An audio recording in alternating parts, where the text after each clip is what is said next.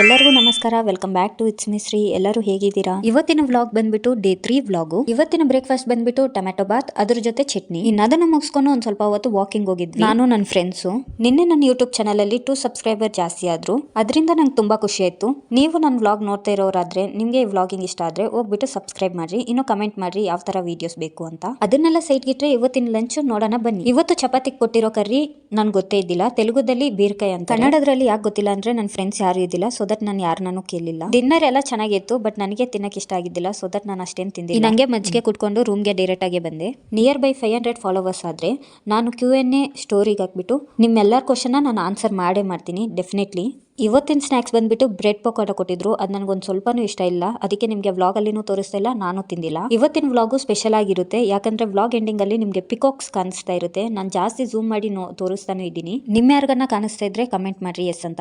Ending ತನಕ ಬಂದ್ಬಿಟ್ಟಿದೀವಿ mini ವ್ಲಾಗ್ಗೆ. ನಿಮ್ಮ ಒಂದು ಲಕ್ಕಿ ಹ್ಯಾಂಡ್ ಇಂದ ಸಬ್ಸ್ಕ್ರೈಬ್ ಫಾಲೋ ಮಾಡ್ಬಿಟ್ಟು ಹೋಗ್ರಿ. ಓಕೆ ಬಾಯ್.